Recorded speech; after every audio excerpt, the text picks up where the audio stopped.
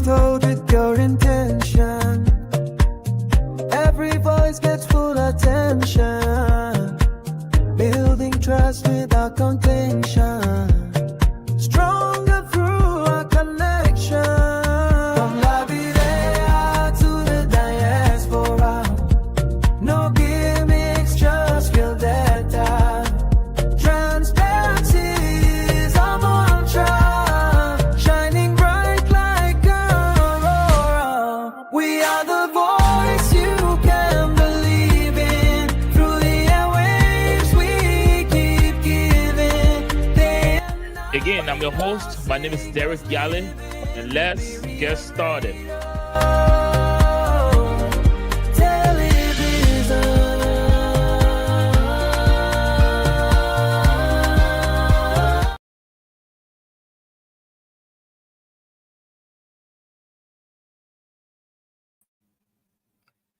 Good evening, ladies and gentlemen, wherever you're joining us from. Welcome to the Liberia Radio and Television Network. My name is Derek Yale. And if this is your first time joining us, wherever you're joining us from, let me officially welcome you here to the Liberia Radio and Television Network and tell you a little about us. So we are a local media institution right in Northeast Philadelphia, where we do our broadcast from. And we have our office open in Monrovia, Liberia for service as well. And tonight, the Liberia Radio and Television Network is proud to present a brand new episode of The Hard Zone. If you are very familiar with that, this is our opinion-based talk show where we feature a team of panelists from different political institutions, different political persuasions, and here we discuss a lot of different issues ranging from political, education, and social economics issue. So I know for those of you that know about the Hard Zone, it's been almost quite a few weeks of us being off the air, but we are back. And while we were away, of course, we've been working on preparing this season. So we have a lot of good work here for you this season. We've been working very hard on rebranding and bringing you different perspective on the Hard Zone. So that's what we've been doing in the back. We have our team working very hard to bring you a brand new episode. So stay with us. We have a lot of good things, a lot of different things happening on this season of the Hard Zone.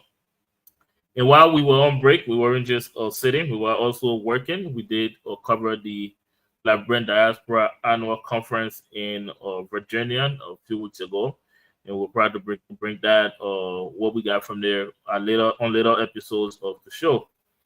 So as you know, we've also have been bringing you from our Facebook page and website breaking news. We brought you breaking news from Liberia. We saw the government of Liberia displaying the NTA buses recently, that which gave Liberian Liberia had diverse opinion that some celebrated, and it was reported that some attributable the president of Liberia on displaying the NTA buses. We also broke news about the MCC scorecard, and that was a breaking news that took the airwaves in Liberia. In part of Africa, we saw the oldest president in the world, President Paul Biya of Cameroon, being elected for the 8th term. And here in the U.S., we also saw the longest government shutdown. And we have some very, very, very prior results from the just ended elections. So we've been kind of bringing you all of those breaking news on our page and also our website. For tonight, we have on this episode a special guest with us. So we're going to introduce our special guest very shortly. But we have our special guest to kick this season off in the pilot episode of season 8. So again, welcome back to the Hard Zone.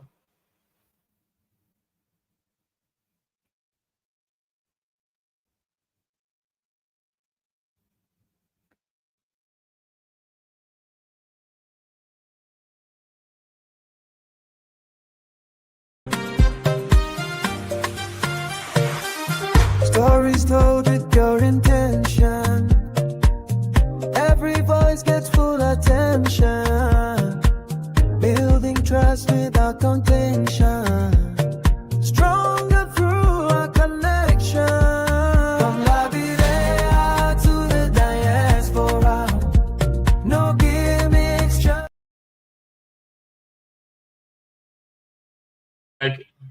Welcome back, ladies and gentlemen. Let's get right into our show here today. This is episode 1 of season 8 of the Hard Zone. My name is Derek Yale, and I will be leading you throughout this episode tonight as the host. With that being said, let me introduce for this episode our special guest, the newly elected president of the Federation of Liberia Association Canada, FLAG for short, Mr. Joseph Zanga Bright. Welcome to the Liberia Radio and Television Network. Thank you very much, Derek. It's a pleasure being here with you guys tonight. Bring you greetings from the Federation of the Liberia Associations in Canada. And we're very delighted to be on your show tonight. Thank you very much. Thank you. It is definitely a pleasure to have you here. And we look forward to you talking to us about the organization over there, and also just chatting about some of the how the election was and some of the things that you would like to share. With that being said, let me introduce our panelists for this episode. Mr. Dan Paye Dennis, welcome to another episode. You're not new to this. Welcome to episode 1 of season 8 of the Hard Zone. Yeah, good evening, Derek. Good evening, everyone. Again, my name is Dan Kapaya Dennis. I bring you greetings from here in Pennsylvania, specifically Delaware County, Pennsylvania, and I'm happy to be back. Thank you. Thank you very much, Mr. Dennis. I believe we have one more panelist, Bishop Cephas Reeves. Mr. Reeves, welcome. Good evening, everybody. Good evening. Go right ahead. Good evening, everybody. I'm excited to be here. And I'm joining you all the way from Ghana, West Africa. Thank you. Thank you very much. It's been too long. The introduction is too long. Well, thank you very much, Bishop Reeves. It's a pleasure to have you here. You're one of our longest serving panelists. You took us through seasons 1 to 7, and it's a pleasure to always have you here. So again, let's go back to our special guest, Mr. Joseph Zanga Bright. You take the privilege now of speaking this season of season 8. So again, I would like to say thank you so much for volunteering your time to come and talk to us. Let us get into the FLAG. Just talk to us briefly about FLAG, and we'll get into other questions from myself and the panelists. Well, thank you very much. The Federation of Liberian Associations in Canada is a federal organization that covers all Liberians in Canada. We were founded about 10 years ago, and then there have been growth in the organization. And my team and I just ran in the elections for this year, and we were just elected as the new executive leadership for the team for FLAG. On Saturday, this Saturday, November 29th, we will be inducted and certificated as the new executive body for the organization. So we want to thank you for inviting us on tonight, and we'll look forward to having a fruitful conversation with the team. My Secretary General, Abraham Kuzet, will be joining us shortly. He is running after some stuff because he knows, like I said, Saturday, oh, thank God, AB is here now. As you speak of him, we have a program that we're planning for Saturday, and it's taking up a lot of our time. Thank you very much. Thank you very much, Mr. Bright. Let me take this opportunity now to welcome you, the newly elected Secretary General, or Secretary General designate. I can see from the name of Mr. Abraham Guzet. Correct me if I'm wrong, if I'm saying your name wrong. Welcome to the Liberia Radio and Television Network. Thank you so much. Thank you so much for having me now. And it's a privilege to be here. Thank you very much. So I'll just direct my question back to you, Mr. Joseph Wright. And if you would like for Mr. Guzet to answer the question, you can just transfer that over to him. So myself and the panelists will be asking you guys questions tonight. I'll just start with you, Mr. Brad. Just talk to us about the elections. Who was or were your opponent, and how was that entire process? Okay, thank you very much. So, back in August of this year, the elections were called, and there were a few people that put their names forward for the positions, the various positions, the position of president, vice president, secretary general, treasurer, and financial secretary. There was a vigorous process that we went through to screen all the candidates, and some candidates did not meet the the requirements. And then in the end, for my position, we were white balloted because there wasn't anyone who ran against us, and some other people dropped out of the race and along the way. It was. I can say it was not really a tedious process, but it was an interesting process. And the those who have remained are those who were, certificate. That went through the entire process and all the requirements. Thank you very much. I'll now like to go to Mr. Dennis, if you have any question for our guest. To the president and other officials elect, I want to first of all say congratulations and welcome to the headache. And serving Liberians in the diaspora, we been there, done that, and we are still here. But once we did it, and we survived it, I think you guys will be able to do it. So mine is not a question. It's just that you should be aware of the criticism and the other rhetorics that will follow. But again, don't get deterred. Stay focused.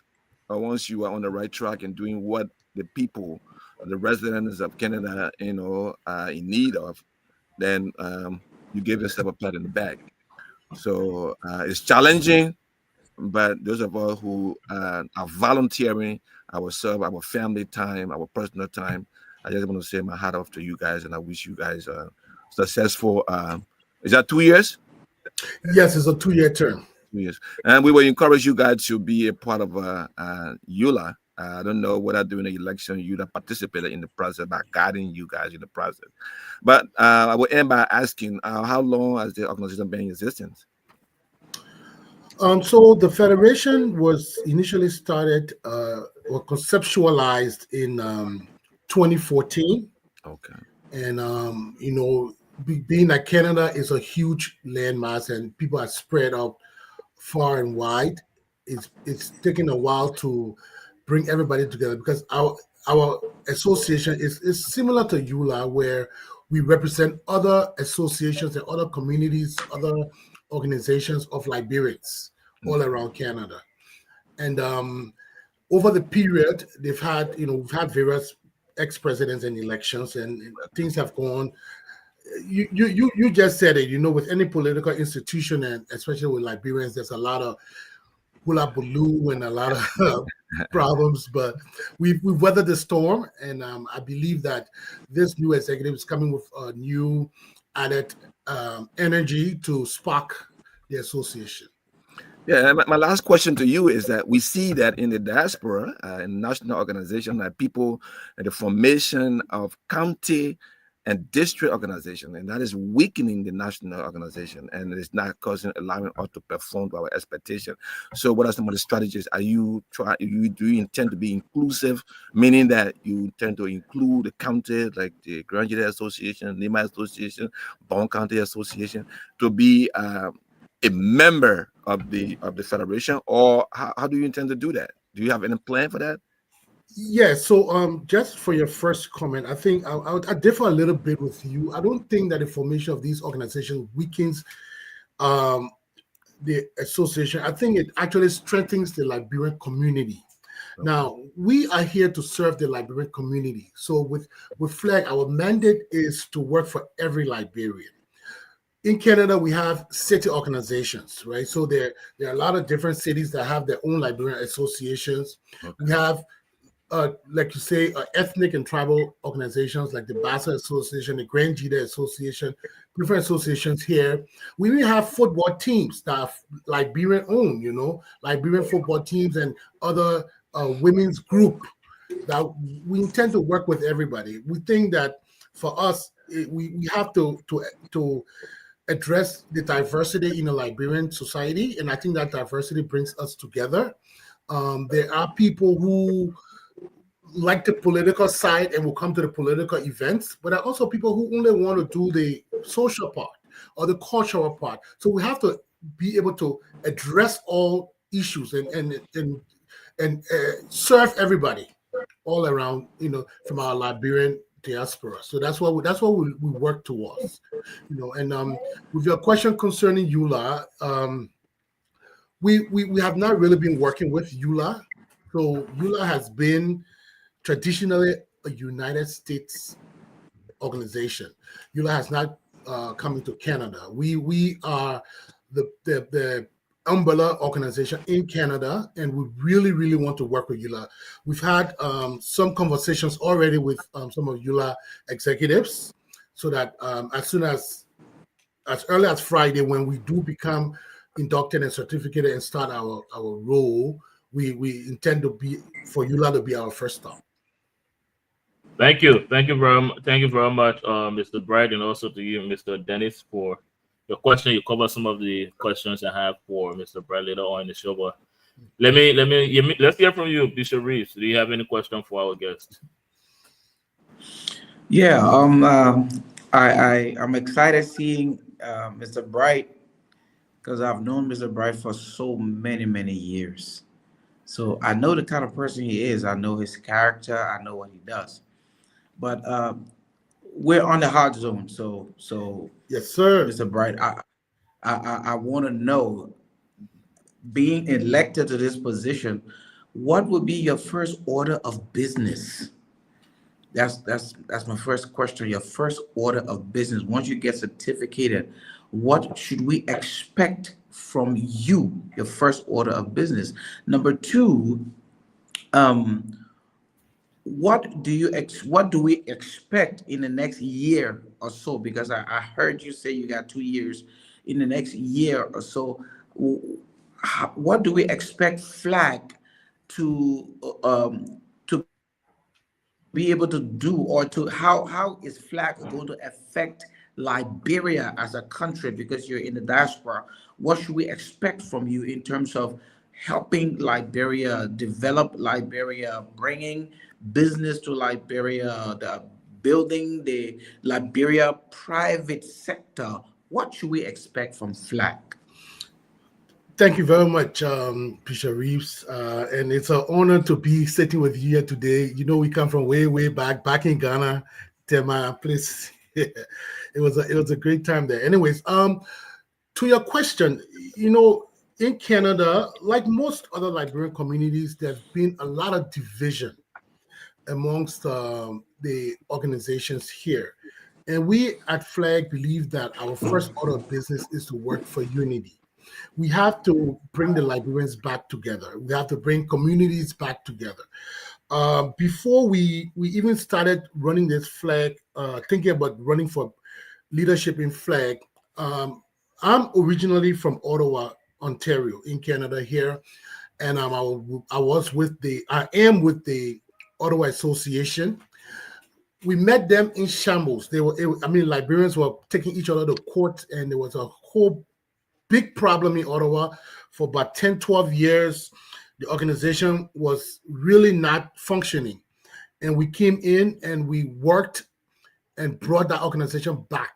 Not single-handedly, because our style is collaboratively. We worked with a lot of people and we're able to reconcile Ottawa. And I believe we can do the same thing with FLAG. That's our number one mission, that we reunite Canada and bring all the Liberian associations back together.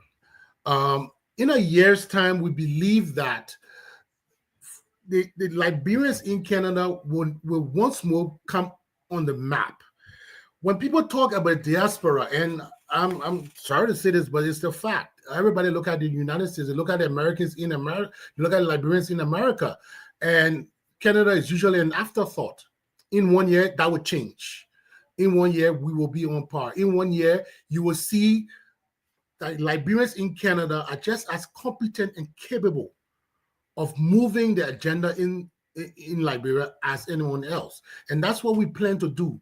The organization is not 100% political, right? We have a lot of social and cultural aspects of our organization, and we have to work towards bringing our citizens back together. We have 2 programs that we believe will affect how we interact with Liberians back home. We actually we have an outreach and charity organization that we're going to be doing a lot of work with the different social norms we have back home. The ills in our societies, like the drugs that we all look at, we talk about as hot on the agenda right now. We have plans to work towards that. There's a lot to do with youth delinquency in Liberia, and that's something that we really will be looking into from this side and see how best we can, affect that.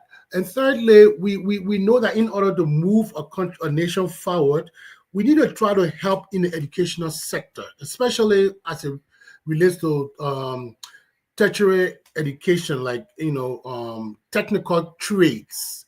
And that's something that Canada is very, very big on. Skills trade is something that's moving Canada. You'll be surprised. I mean, in Canada immigration, one of the things that they really look at, they look for painters, they look for carpenters, they look for tile layers. Those kind of things that move a society, and those are things that they look down on in Liberia. And we believe that is what will help to move the country. So that's one of the areas that we are intending to look at when our youth wing is fully organized. Thank you. Thank you. If I can chime in, Mr. Bright, I know you already mentioned that flag is not 100% political. So again, pardon me if I ask you a much more political question here. I was listening to you responding to the other panelists, or the panelists on here, and some of the things you've said is you've noticed, or you flag the division that is in your area, in your jurisdiction. As of now, you've mentioned your plan to reconcile and to make your jurisdiction reunited. But you also mentioned, you stress that you really want to collaborate with ULAD, and not to bring ULAD history up. We've seen ULAD in recent months in the news for a lot of controversy as far as division. We saw how the elections went. So now my question to you, with all of the good plans you have, how do you think your constituents, first of all, will react to you collaborating with ULAD, be it good, be it bad? And given the fact that you mentioned that this organization is just as young, or just 10 years old, how do you think that is going to affect you guys, be it good or bad, or affiliating with ULAD? Thank you for that question. It's a very interesting question. To be honest with you, before we can even start to collaborate with ULAD, we have to fix our own backyard. So we have our own issues that we have to deal with. Now our arms are open to work with everybody, and not just ULAD, because we've talked to the Liberians in Europe. We have some contacts there. We've also talked to the Liberian Association in Australia, and we're reaching out to other places. So ULAD has the issues, and I don't believe that our job is to come and help to fix ULAD or to work with ULAD. Our thing is just to open our arms to collaboration. It will be too ambitious of us to think that we will help to fix ULAD. But that was in the direction of my question. I was asking more on optics. Yeah, so I understand the optics. However, we still have to understand that no matter what happens, and even in Canada, with what we are trying to do, there are Liberians here who do not want to see us succeed. We know that for a fact. we have our own divisions here. So the optics are not the best, but we have to realize, who are we working for? Are we working for the name of flag to be great, or are we working for the Liberian people? You know, Just to so be, in the just end, to be I'm sorry to interrupt, but just to be clear, Mr. Bright, are you saying that the optics working with ULA are not too good, or is that just for clarification? no, I didn't say the optics are not too good. I'm not the one to decide if the optics are good or not. My job will be to avail myself or avail the organization to work with whoever comes to work with us. And obviously, we will have our own vetting process to make sure that whoever we work with will actually represent what our platform is. But we will definitely open our arms to work with everybody. Thank you. And just before I move on to Mr. Donegan for another question, I hate to push you for you talking in circle, but I just want to get like something clear here. As far as flag working with ULA, do you think that would be like a positive result for your organization, or much more negative? And as far as the object is concerned, I can't tell you if it will be positive or negative. I'm a positive person, so in everything I do, I intend to get positive results. However, like I said before, we will definitely vet each situation and see if it works well for us, if it's in the interest of our platform, if it's in the interest of what flag is trying to portray in the Liberian community. And if we don't believe that it works for us, then we will not. But right now, I think it will be premature for us to say if the optics will be good or not. Thank you. Let's hear from you, Mr. Dennis. Yeah, Mr. Bright, thank you very much. You know, one thing I noticed is that when you come into the office of the community leadership, you come with excitement. You know, you're so Yes. excited. You go to every program, they will welcome you. Here comes the president of FLAD, and they give you the seat. So, but it comes on the other hand, it comes with spending. It comes going deeper into your pocket. The people expect a lot of you. You see FLAD president in the house, they sit you at a higher table. At the end of the day, it comes with making contribution, making donation. What are some of your track record in community leadership, especially in the diaspora? What are some of the things you bring on board that we should expect or learn from you as president of FLAD? What do you think we should be expecting? So track record and expectations are two different things, but I will handle both of them. So initially, from way back, from high school to refugee life in Ghana, and all the way back to Canada here, I've always been in leadership. This is something I always aspired for, and sometimes, even if I am not even thinking about it, it walks to my door. I worked here while I was in university. I worked as a student council leader. Liberian people will always say we the first and we the only, but I would try to stay away from that. But I was a student council leader here in my university. And after that, I was a leader in the Ottawa, Ontario Association way back when. In 2000, 2001 and 2002, I was treasurer and then vice president, in the association. I held a lot of different positions in different positions in the diaspora. When I went back home after university, I went back home for some years, and I was there. I served as head of a lot of different organizations, political and non-political. So we have a lot of experience that we bring to the table. And I understand when you say that's true. You are expected to dig into your pockets a lot of time, and it takes away from your family life. Your family has to be fully involved. So I always tell my wife that she's the president number two. She's not vice president, but she's president number two, because whatever I do, she has to be there. She has to support me. She has to be everywhere I am. So those are the kind of things that we understand. And before we even decided to take this position, we had to have a strong conversation with the family, because like I said, it's going to take a lot to do this. And I hope that I will get a lot of support in order to achieve what we're trying to do. Thank you. Okay. Thank you very much. I can go one more. Go ahead. I was going to come back to. Yeah, I'm sorry. I'm speaking for a little background into this community diaspora politics here. Go ahead. And you said in one of your responses, you said that it's a non-political, but this is a national organization here in Canada. So how do you plan to liaise with elected officials in Canada? Oh no. So I didn't mean that FLAG is non-political. I said we are not 100% political. So yes, we're very political, but we have a lot of culture and social aspects to what we do. We have actually started liaising already. In the elections process, we had to reach out to everybody. And we've reached out to, I can say, every community leadership in Canada.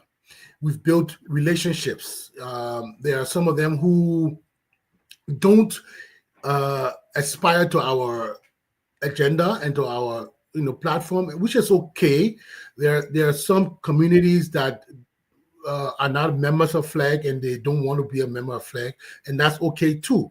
I believe that there's beauty in diversity. So we've been able to reach out to people, and we've been able to convince a lot of people that we are coming with a different agenda. Now, if we achieve that agenda, I believe that we will have a lot of people joining us, in the fight. I mean, like anywhere else, there will be people who would definitely not like what you're doing, and that's fair. So I feel that we have to be able to give everybody the space to operate. Yeah, that's something that I want to do. Thank you very much, Mr. President Bright. Let's take a break, and when we come back, we will hear from the Secretary General, the Senate, Abraham Cosette, but we will do that right after our break. Thank you very much. In our community, we help each other. Yeah, okay. But when it comes to prescription pain medication, such as opioids, sharing isn't helping, it's harming. What works for you could be dangerous, even deadly for somebody else. Don't share your opioids. Instead, help by guiding your family, friends, and neighbors to a doctor. Real help saves lives. This message is brought to you by the Multicultural Community Family Services in partnership with LRTN.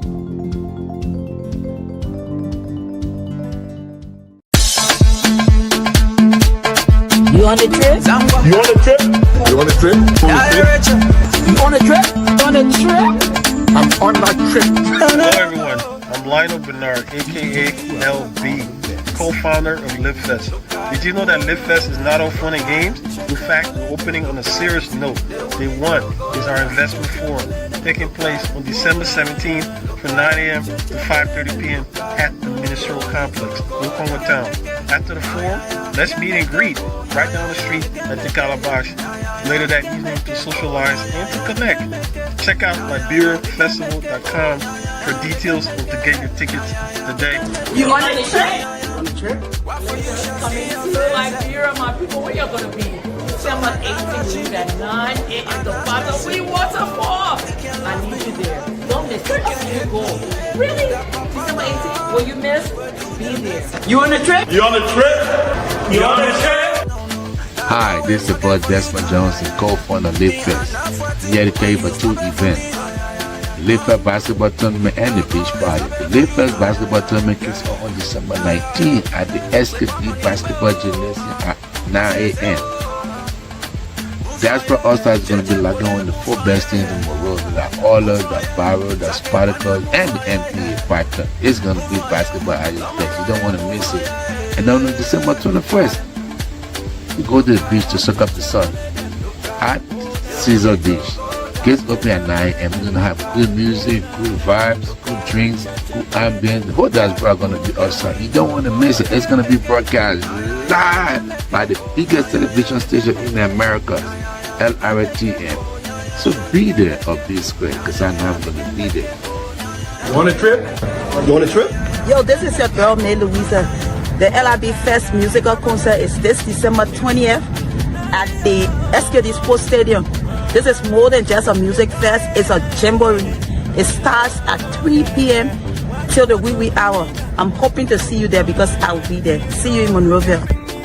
You on that trip? Oh yes, I am on that trip. That trip will be having a Wounded Investment Summit that has 3 transactions to be consummated. An oil palm refinery, a Conrad Hilton resort, and hopefully a development finance bank. It is not a talking shop. You are invited at no cost, and I hope to see you all.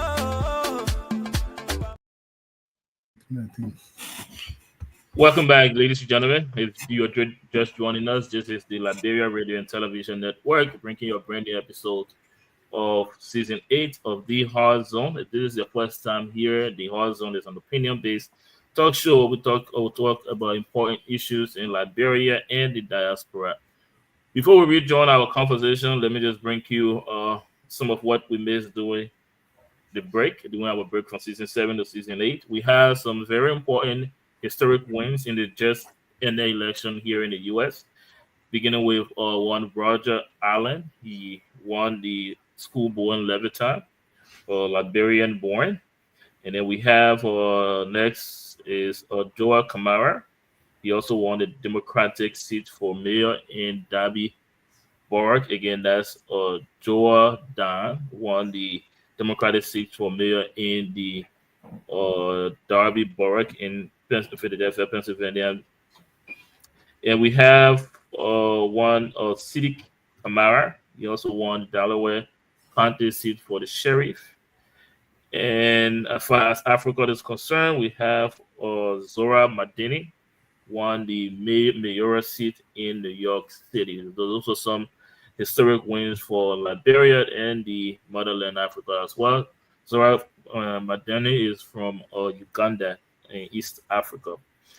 Now let's get back to our discussion. We have here the just elected president of the Federation of Liberia Association in Canada and the Secretary General designate of that same organization. We're having our discussion here based on that organization and their activities. Now let's hear from you, Mr. Secretary General.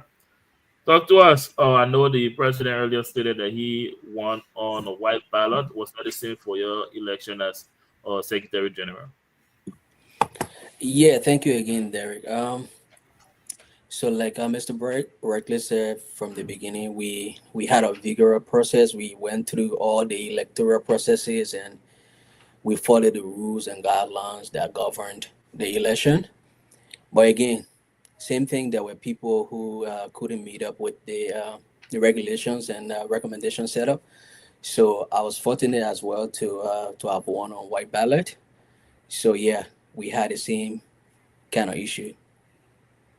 Thank you. And I hate to push this again, but when you're around Liberian organization, especially here in the US, you see things that I just have to ask you this question. But before I do that, it will be part of me, Mr. Boda. Let me welcome you to the show. Welcome to another episode of the Hard Zone, Mr. Martin Boda. It's good to see you again, of course. Thank you, Derek. I'm excited to be here tonight. Excited to see the rest of the folks who've been alive. I want to say thanks to everyone and welcome back. Thank you. Thank you very much, Mr. Boda. Always good to see you. Back to you, Mr. Goza. And like I was asking, web ballot can sometimes be an indication that people really do like you, or it can be some foul play with the Constitution. Talk to us how that works. Because people are just backing out of elections and not meeting up with the regulations. I'm sure have been around for the past 10 years, and that's how long the organization been. So it's either the people really do like you, or how was that process of people not being qualified? We can just speak to that. Again, I'm speaking in my capacity as the Secretary General designate. I didn't partake in the electoral process as election commissioner or whatever. So I know for one fact that the guidelines were set in order to obtain the seat of the secretary position. You will have to meet a certain qualification. So, and as far as I am aware, the election commissioner wrote me that I've been elected on white ballot because people, candidates who vied for the positions, they didn't meet the qualifications. So, I'm not privileged to know what were their downsides. So I can only speak for the fact that I was informed that they didn't meet the qualifications. So, yeah, my. Thank you. Thank you very much. And let me just ask you this question and then I'll move on to the panelists. We have only a few minutes left for this interview. So when I come back to you panelists, you can direct the question to either the secretary or the president-elect. Now, your new role as the Secretary General, what are some of the issues that or challenges that you're faced with in your jurisdictions, and how do you plan on tackling those issues? And I mean, like in every organization relates to Liberia, we know the issue about bringing people together, transparency, and accountability is always a challenge. So these are things that we know that we're going to have as challenges. And before accepting to occupy this position, we've already earmarked what are those things that we're going to achieve to see how best we can get people together. Because being the Secretary General, you want to make sure that everything as it relates to the function of the organization, you have to like be on the day-to-day activities of the organization. So, and sometimes when it comes to documentation, there's always some challenges. There are people who have documents from the past that you want to review, and to get these things done, you will have to face Rick Monroe and what have you. So we already know these things exist. So we are willing, we are open, like Mr. Zanga said, to work with these challenges. We know that we can do them. And at every point in time that there's a hiccup, then we can always revert to the team and say, yeah, how can we go about doing the rest?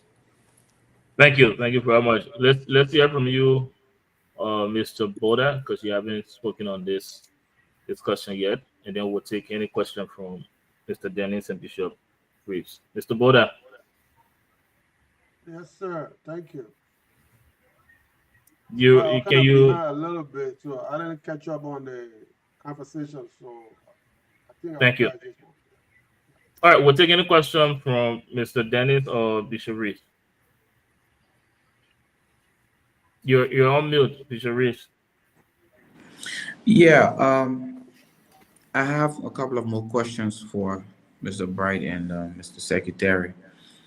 I did hear something that I wanted to hear. You talk about tertiary institutions wanting to establish. We talk about education in Liberia, which I'm very excited about. How do you intend to fund FLAG? How do you intend to fund some of the projects that you're going to be doing in Liberia? And well, you don't have to call names, but what effort are you making as FLAG to connect with the Liberian government? Because some of the things that you would want to do in Liberia in terms of education, you would need the full support of the government, and sometimes people playing around, playing politics can affect the morale of what FLAG wants to do in Liberia to just kill the vibe. So what are some of the plans you have in terms of engaging the Liberian government, number one? And number two, how do you plan on funding all of what you want to do, FLAG and the tertiary institution? Thank you very much, Bishop Reeves. A very good question. Firstly, FLAG is working very closely with the Liberia Trade and Investment Office here in Canada. As we may know, we do not have an embassy or chancellery here in Canada. We are under the embassy in the U.S. And sometimes it feels a little too far for us as Liberians in Canada. So we've been working with the Liberia Trade and Investment Office here, Honorable Jalaquina Hawakone, She's been very gracious in helping us to connect with the Liberian government. We believe that when we actually start a lot of the engagements, it will be smoother for us. Right now, as we speak, we've been having a series of meetings with the city mayor in Liberia for us to engage in our first in some programs in Liberia. And we've also engaged with some talks with the superintendent of Montserrado County. Now, we believe that in order to achieve what we want to do, we have to do it as a three-pronged attack. So we will definitely work, hopefully, with the president's office or with someone close to the government to get our aims accomplished. But we also have to work at the municipal and the county levels to ensure that we can actually affect people at all those levels. And that's what we started to do. Obviously, when you do things, you start working in Montserrado most times, but we intend to expand and to other places in Liberia for different reasons, for different programs. We have also spoken with some members of the legislature, and most of these conversations, albeit have been informal, because we have not really taken over yet, but we've had some pre-conversations with some members of the legislature and asking them how we can get into their districts and the jurisdiction and work with the youth there on our trade school idea. Now, I'll be clear here. FLAG is not about to go and build trade schools in Liberia. The idea is to collaborate with the Liberian government and the Ministry of Education and see how best we can help to support. Now, support could be in a lot of forms. Like I said, in Canada, there are a lot of goodwill here. We can probably put together a team of instructors that will carry on some teachers of trainings. We've already started discussing that discussion already. We can also put in other plans. Like this is not a surprise that in Liberia we don't have real workshops for these trade institutions. Few of them do, some don't. So we want to be able to reach out and maybe be able to donate some workshops and stuff. Those are different things that we've put together as an executive and discussed that we're going to endeavor to do. We're hopeful that we can achieve as much as we want to, but it's a very ambitious agenda, and we only have 2 years to accomplish most of them. Lastly, on the funding, it's difficult because we all know community organizations, there's not a lot of money, and we most times the leadership dig into the pocket a little bit, but we can't fund the organization. So we have some ideas, some fundraising ideas for this. We know that on Saturday, and that's something that, sorry if you just give me some time, on Saturday, November 29th, will be our induction and certification program. And it's after that program that we will actually be given the mantle to work.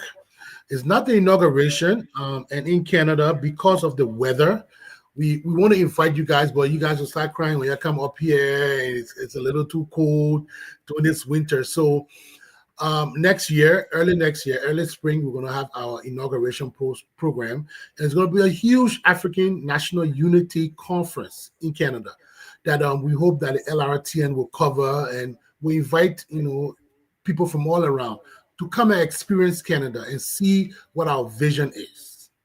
Thank you.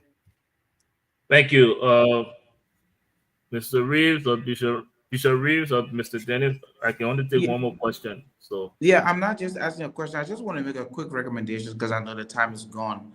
Number one, can I recommend that we have Mr. Bright and his team back again, because this thing dealing with Canada is very educative and we can cover a lot of grounds. Number two, because we're operating on a short time, that question with EULA took a lot of our time. It will not help us to move forward. So please, next time, let's find a way that we can push the questions so that we can all get some education to move forward. Thank you. I appreciate you and Thank, appreciate thank you. everybody. We can definitely get our production team to fit flag back on the schedule. But I see you have a question, so you still have I think a minute and 30 seconds left to squeeze a question in, Mr. Dennis. No, I just wanted to just maybe disagree a little bit when the bishop said that we had spent too much time on EULA. But what we're saying here is we're thinking about partnering in the right direction, and this is a very new organization coming up, and looking at the years of EULA being existing. I think it's something that we got to compare so that they can know what the good and the bad and what to do. But I think that with the SG, thank you very much for your responsive. And Mr. President, thank you very much. I just want to also remind you, if you're not aware of the Diaspora Affairs Office, I think at the Ministry of Foreign Affairs in Liberia. So some of the things that you will be in need of, you can just reach out to them directly, and of course they'll be there to assist you. So I want to say thank you very much. No further question. But Mr. SG, I hope that you are aware that you are going to be the record keeper for this great institution. So when it's time to give the general conference, you stand ready to make sure that all the meetings and all the T's and the I's and everything is dotted. But again, thank you very much. I'm excited to see young people getting involved now. It's not being left with the older folks. So that's the old folks thing. No, I'm happy to see a young man like you volunteering your services to serve your people. Great move, and keep it up. I'm proud of you. Thank you so much. Thank you. Thank you very much. And I will give you guys the opportunity to give us your closing remarks here. I'd like to start with the Secretary General and then the President last. And after that, we'll take a break. When we come back, we will get into other discussions here. If you guys would like to stay, you have an open invitation to do so. If not, I would like to say thank you guys for joining us. But let's start with you, Mr. Abraham Guzeh. Thank you so much, Derek and the team, for having us on. So I don't know if Mr. Bright told you our platform, but we are coming to revive, rethink, and rebrand, because Flag has had some setbacks, some challenges. So we are coming to see how best we can contribute to the Liberian community here in Canada, and also to see how best our contribution here can affect our model in Liberia, because the goal of most Liberian organizations I know is that to see how best we can make impact in the lives of our people back home. So we understand there will be challenges. We know these challenges can be overcome because there are people who have gone through similar challenges and they have come out victorious. So we know that these things are possible. And thank you so much for having us. Always a pleasure. Thank you very much, Mr. Abraham Guzeh, for joining us on this episode. Let's hear from you now, our President-elect, Joseph Zanga Bright. I want to thank you, LRTN family, once more for inviting us to spend our evening with you. I want to thank the panelists for these great questions and a very good interaction. And yes, Bishop Reeves, we would love to be back on this anytime we are called upon. I think there's a lot that we can learn from each other and a lot of knowledge that we can share. I just want to close by introducing the rest of my team. So Madam Patience Toole lives in St. Catharines, Ontario. She is the Vice President-elect. Mr. James Kofa Nimle lives in Edmonton, Alberta, Canada. He's the Financial Secretary-elect. Madam Samantha Johnson lives in London, Ontario. She's the Treasurer-elect. And Mr. Abraham Guzeh is online with me. He lives in Ottawa, Ontario. He's the Secretary General-elect. On Saturday, November 29th, we will be certificated and inducted into office as the new executive team for the Federation of Liberian Associations in Canada. It will be done in London, Ontario at 7 p.m. So we hope by shortly after 7 p.m., we will be the new president proper for the organization. And like I said, in spring of next year, and I will definitely give the the exact date after the induction, but in spring of next year, we'll have a formal inauguration program. And at that program, we'll also have a National Unity Convention. We are hoping that by that time, we'll be able to bring Liberians all around the diaspora and from Liberia to celebrate with us in Canada on what we intend to be a very, very big occasion. Thank you very much again for inviting us here, and we look forward to coming back anytime. Thank you. Thank you. Thank you very much, President-elect Joseph Bright, for joining us, and also back again to you, Secretary General Designate Abraham Gusa. And we'll definitely be looking forward to seeing you guys back on this network. But again, thank you very much for joining us tonight. With that being said, guys, before we take our break, we will usher into a different discussions. We'll focus on Liberia, and here in the U.S., we know President Walker is pushing on to 2 years. How is he doing? And we saw recently he displaying the NTA buses, and also broke the news about the MCC, well, one of the network to break the news actually. And we saw the MCC scorecards, and you guys been following news in Liberia, so we'd like to just kind of get your opinion on things that we missed during the break. And here we witnessed the longest shutdown in the U.S. government history, and we are seeing some major changes as far as they just end the elections. So we'd like to get you guys a position on some of those trending issues that we missed during the break. But before we get into all of that, let's take another break, and we will come back. We will usher right into those discussion. Did you know 1 in 4 patients who take opioids long-term become addicted? Opioids are strong pain medications like oxycodone, hydrocodone, or morphine. They can help with pain, but they can also lead to addiction and overdose. Take the medication only the way your doctor tells you to take it.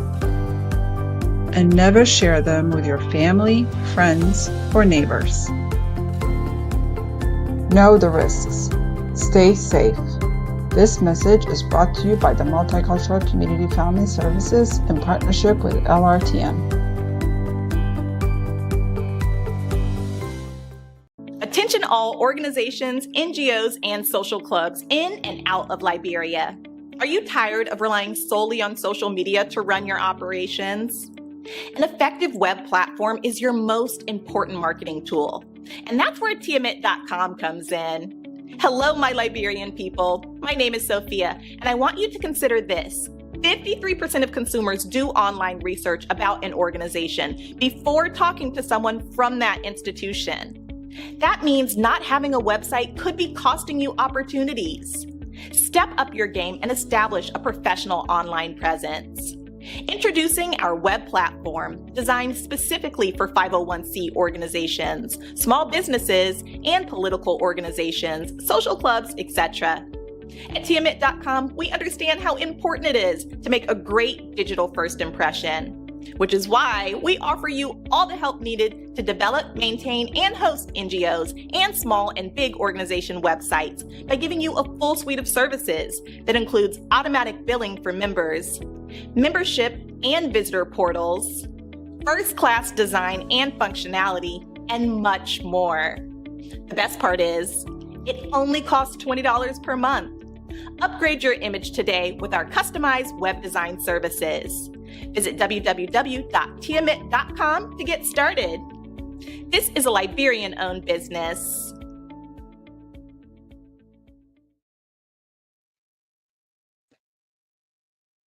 Welcome back, ladies and gentlemen. This is episode 1 of season 8 of The Hard Zone. My name is Derek Yale, and I'm playing host tonight on the pilot episode of season 8. We just had a great conversation with the president-elect and general secretary elect of the Federation of Liberia Association in Canada, and now we'd like to usher into a different discussion. Guys, welcome back to The Hard Zone. You know how we do it here. We're seeing a lot of changes, and something I forgot to mention is despite Africa having a very youthful population, we continue to see older president or president that are of age. And why is that happening? Just recently, we saw the re-elections of President Paul Biya of Cameroon, and it's to serve his 8th term in office, becoming the oldest president in history. And in Liberia, how is President Waka doing? I know, Mr. Boda, that is a conversation that you're very much interested in, so we'd like to hear your opinion on that. Here in the U.S., we witnessed the longest shutdown in U.S. history. I'm sure Bishop Reese will give us update on that. So again, it's an open panel discussion. We'd just like to have you just chime into some of the trending issues or breaking news that we missed while we were on break. I'd like to start with you, Mr. Boda. If you can just be a little audible, because the last time we were talking, or at least I was having difficulty hearing you. But again, let me hear from you, Mr. Boda.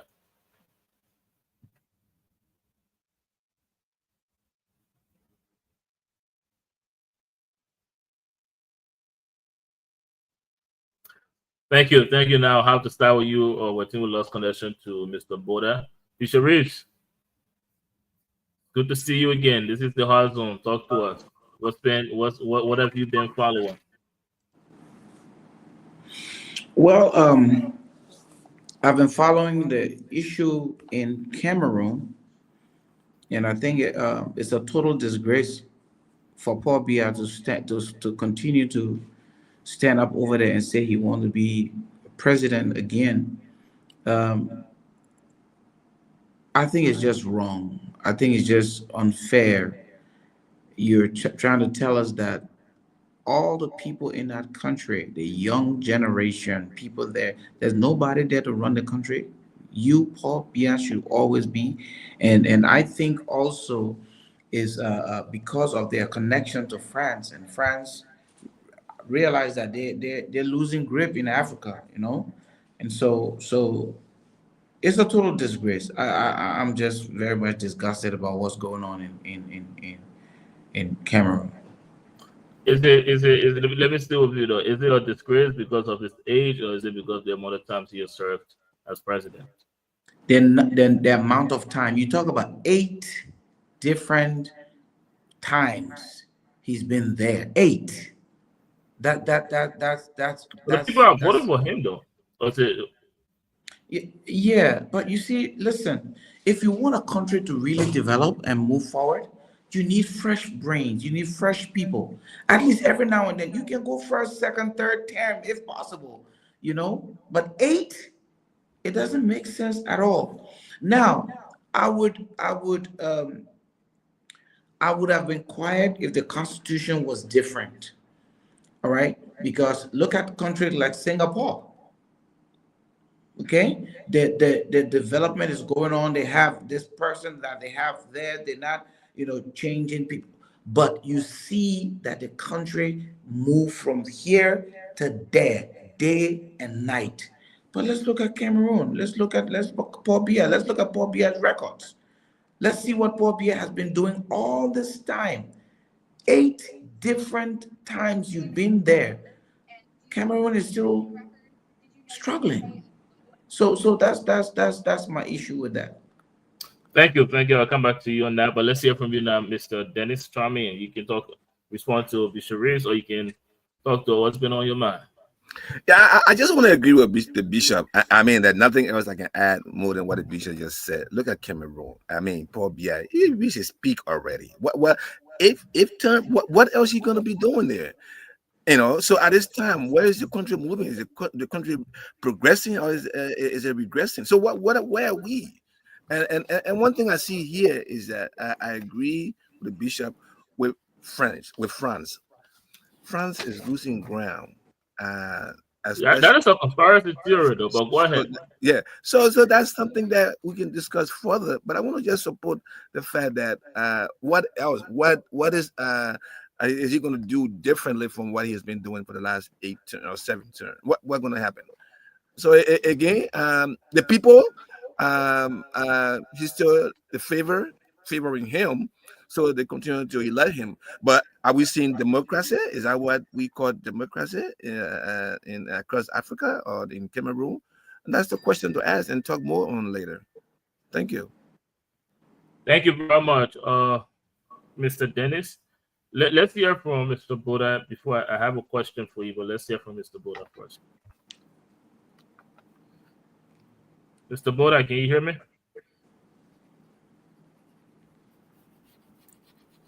think we're having a problem with Mr. Boda again. But yeah, you're agreeing with Bishop Reeves on Paul Biya presidency, President Paul Biya. Now, one considers there are similarities between him and what we have in Liberia today. How would you differentiate between President Boakai and President Biya, with the exception of him serving for eight good terms? Now, when it comes to President Boakai, people are looking at his age now. This is his first term in office as president, even though, yes, he served as vice president, but serving as president of a nation for 8 terms. So imagine we doing a calculation, 4 years per term. So you time in 4 times 8. That's what 32 years in office. That's how we see it. That's why we are looking at. We are not looking at his age. We're not saying age is not the issue here, but the issue is continuing with it. And he keeping the country, So you're telling me that for 32 years he have prepared nobody, even in his party, to lead the country? So is he the only one who can lead Cameroon? That's the question we're trying to. That's the concern we're having now. For 32 years, or for what? Thank you. Years. So that's just the area. That's the direction that we're moving in. I think you should allow the younger people, the younger breed to come up and display their talent, their leadership skills. It's every 4 years, every 6 years, every 8 years, whatever the years may be. Let them come and display their talent, and then you can sit back and enjoy the remainder of your time, your years on the planet Earth. You don't have to be president for life until they can come in and remove you from office and then and get you out of the country in exile. No, you want to lead and exit with honor, and that's the problem we see. That's the word. That's the word. That's the word. Leave office with honor. Leave office with respect. Look, it's a major problem for us in Africa, especially where leaders do not raise other leaders to take over. They want to lead and stay there and die there, But we want leaders who can raise other leaders. We want leaders who are able to pass the baton to the next generation, to have a good succession plan. It is very healthy for the country if we can think that way and move in that direction. So Paul Biya need to sit down. And I'll just come in again to put this back on you guys, because this is not just unique to Cameroon or Paul Biya. If you look at Africa, we're very accustomed to not trusting the younger generation. We have presidents, including the president of Liberia, that are of age that you would think will start educating the younger generation how to lead, but that's what's happening in Africa as a whole. Even though we have a very youthful population compared to other continents.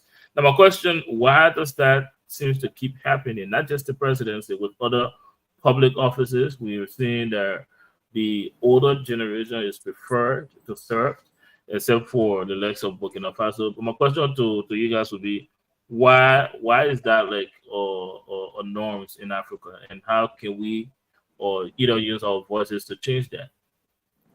Okay, in answering that question, I see you still trying to drag in Omen Boakai into this case because of his age. You keep trying to drag I have literally mentioned entire Africa, and you need to desist from this, Derek. This is hard. This is hard Zoom. We're here and we're ready. I want you to know that if I want to ask a question for directly to President Boakai, I will ask that question. I just but you continue to tag him along. You need to tag him along with a question. Okay. Let me say this before you address my question. Stay away from there. Why you think I'm trying to drag President Boakai into this? Both for you, Mr. Dennis and Reeves, keep trying to excuse him out of the conversation, and you keep focusing on the fact that he is the if turn. It could be his first or his second. The fact of the matter is they're both presidents that are old. That needs to pass on the baton that you mentioned to the younger generation. So if you want to drag President Bouaka in, But Derek, don't go there. Don't go there. Don't go go where? there. You look here in the United States. Biden just left office, right? Mm-hmm. That is all. So what happened? So we're not talking about the age here. We're talking about someone retaining himself. I can say that now in office for 8th term for 32 years. That's what we're speaking to now. Yes, for 32 that's what years, we're talking about. We're not speaking of age. So my question now, my concern. So you don't think 32 years matter in leadership? No, that's not our focus. That's not our focus. Age matters. Age matters. Age is important. Age matters. It's important. But that's not our focus. Our focus is the fact that he's been in office for 32 years. Come on, man. We can say the same thing for President Bouaka. He's been around public office for 40 years. No. President Bouaka has not been. Listen, don't stop playing politics with us. President Bouaka has been serving in different capacity. This is his first term as a president that he can make decisions for the country. So Paul Biya has always been president. That's what we're saying. Derek, can I jump in? Yes, go ahead, Mr. Buddha. But thank you for agreeing with me, Bishop Reed. Mr. Buddha, go ahead. For agreeing with what? Don't confuse the conversation here. What do you mean? I will come back to you, Bishop Reed. You agree with me, and I will clarify. No, I didn't agree with you in nothing. So clarify yourself. Let's hear from Mr. Buddha. So my take to the Paul Biya situation, or older president, older African leader being in power, is Mr. Biya violating any of the constitutional amendment, any constitutional within his country in terms of being elected? That's the first thing we need to understand. Has he violated the Constitution to re-elect himself? No, if that is not the case, if that is not the case, then we also have to look at the composition of political party within Gambia. What are their structure? What are their movement? Is that movement solidified to be able to also Mr. Biya from office? So we can just speak to the fact that because he's been there long, he's not violating a constitutional amendment or constitutional guideline. I think we should be looking at the political institution. What are they doing? Are they preparing themselves to also Mr. Biya, or what are their program? What are they doing? Or if Mr. Biya failing his country, what is he doing to keep the masses voting for him that the opposition cannot do? So those are questions that we need to answer. If we can answer these questions, then we can say, okay, Mr. Biya is there. The longevity being there is just not necessary. But if he win elections and the elections were fairly done, then I don't see then Mr. Biya is doing something good. Thank you very much for raising that point, Mr. Boda. Let me, you may raise an excellent point that I don't even have a question for you. I will just go on like that. But again, back to you, Bishop Reeves. You agree with me that President Bouaka has been in office or around public space for over 40 years. I think he has enough experience to pass on to the younger generation. But let me say this to Mr. Boda's point, because what I've sensed that both of you trying to ignore is one that President Biya did not violate the Constitution. And as much as you want to let Kuzje's propaganda on him being president for 8 years as though he violated any parts of the Constitution or making it seem like it's a bad thing, the Liberian people get a common saying: you lead a coin in your eye and pointing it out in somebody else's eye.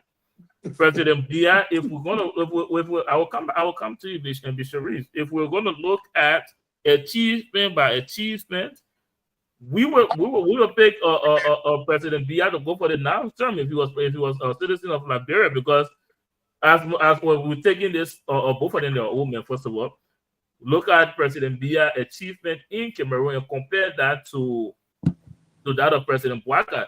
And let's talk about priorities. To a point, Derek. I will come to you. I will come to you.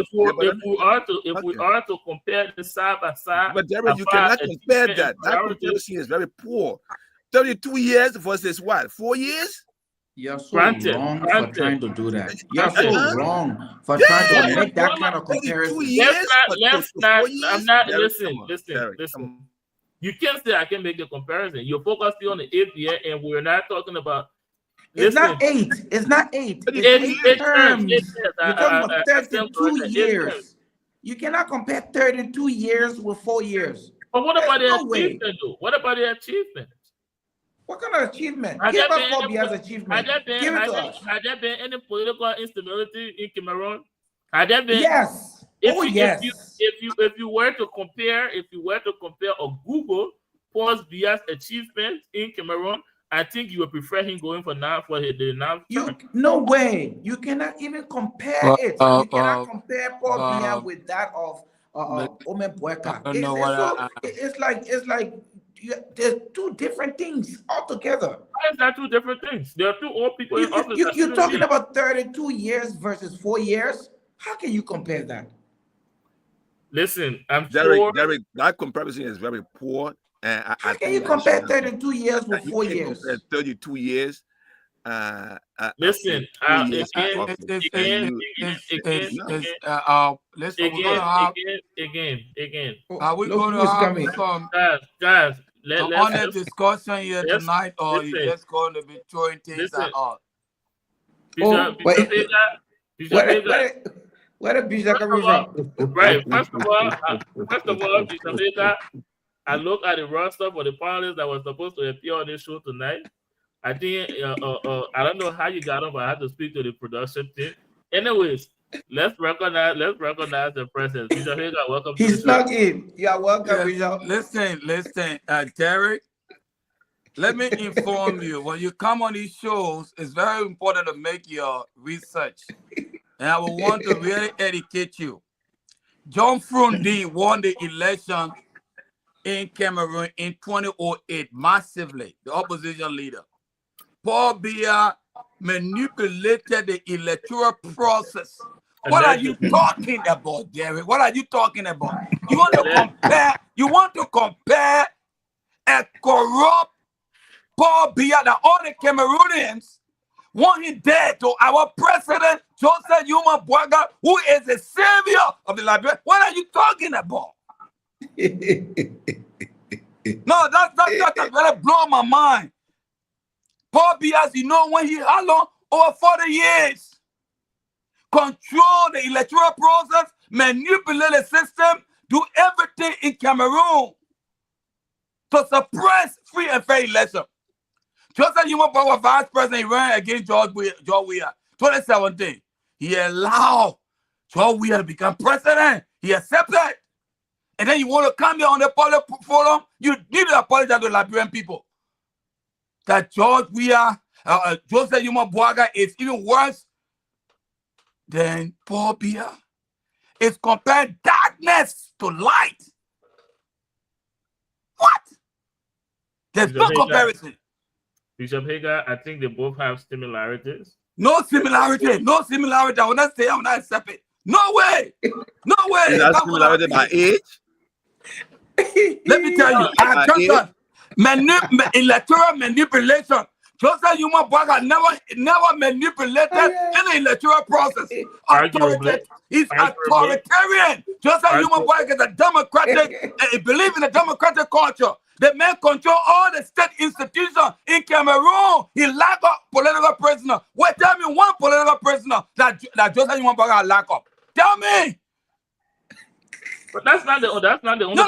Why not? Why not? Tell me why. We are a political prisoner that Joseph Yuma Boaga are put in prison. And whoop opposition leader in prison in Liberia. With all the causing him. Now one in prison.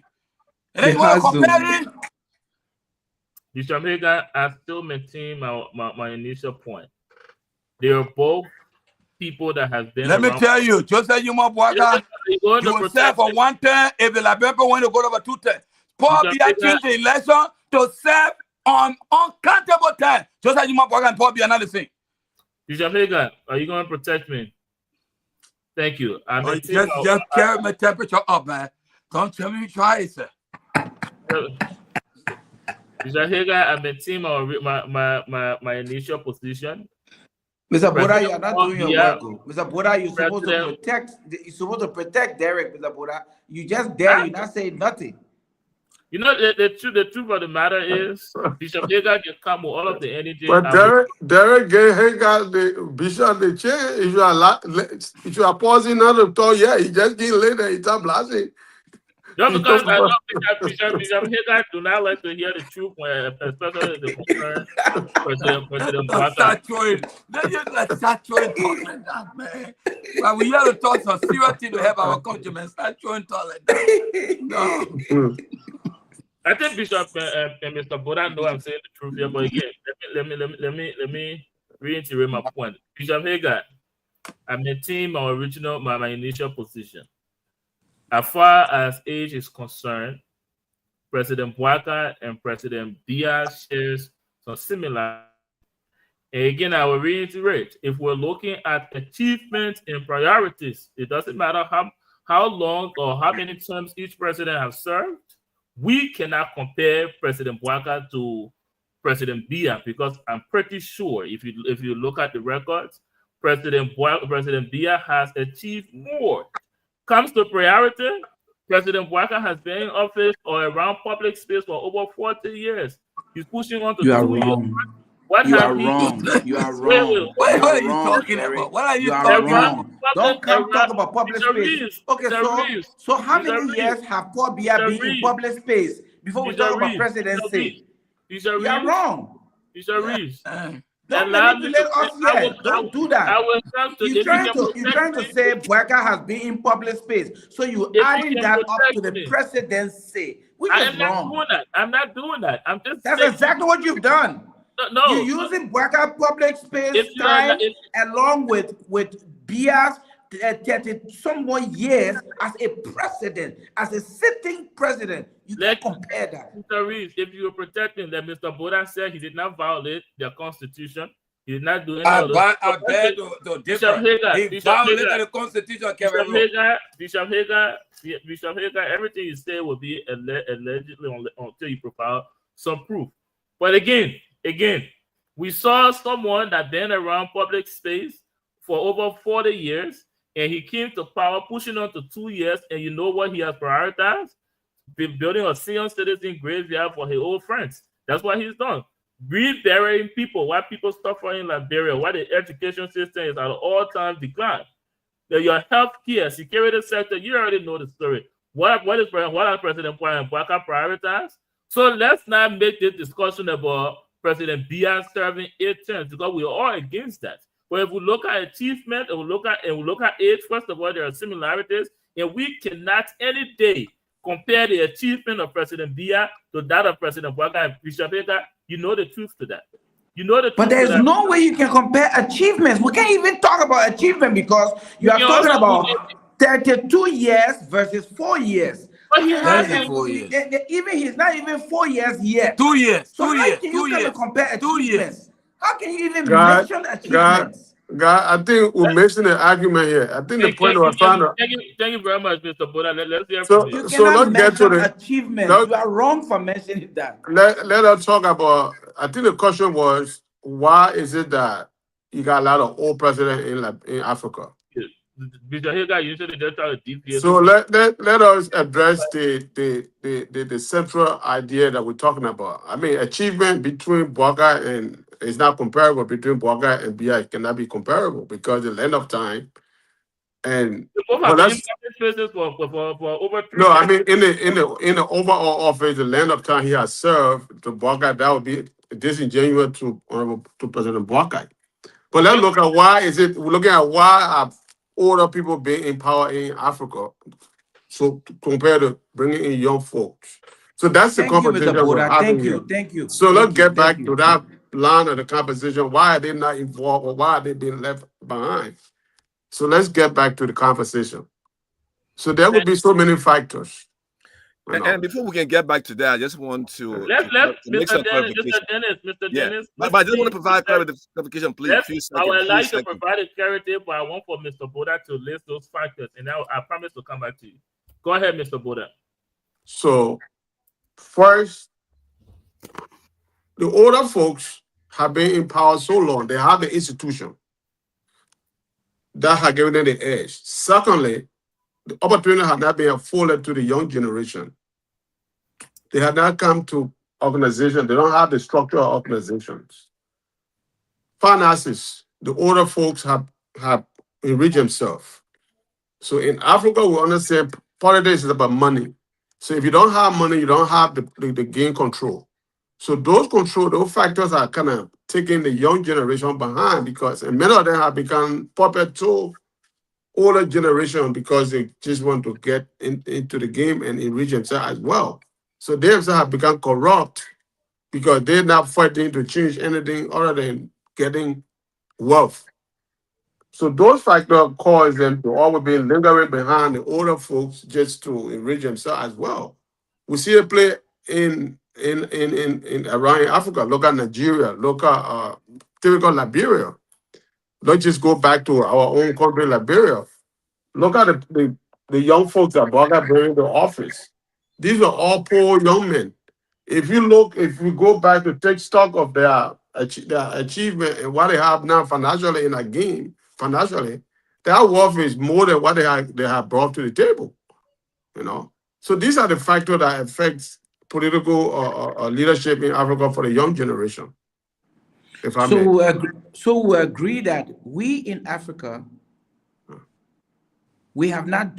So we agree that in Africa, we have not done well when it comes to passing the baton to the younger generation. We have made it cultural and traditional because in Africa we respect elders and we respect, the older folks. So the older folks think that they should be the one to always be there. But I tell you the truth, the way life is going, I think it's been wrong. You see, we need to move away from the older people and pass on to the younger generation, which is leadership. Even the older people who are there, they don't have plans of training and grooming the younger generation. If they were training and grooming, they would be happy to pass the baton over. But they're not doing that. They're not training young people. They're not grooming them. So they end up thinking that if they pass it on, the country will go down and they will not do this, they will not do that. I'm sorry. We have not done well in Africa, and I give ourselves 0 for that. Thank you very much. I would like to get a clarification on Mr. Dennis West before I hear from Bishop Hager, and then I will chime in. I will still say it. I know we're moving in the right direction now. I kind of feel like I know what you're about to say. Go ahead, Mr. Dennis. So I just want to get the numbers right. We were looking at Cameroon. Actually, it's 7 years per term.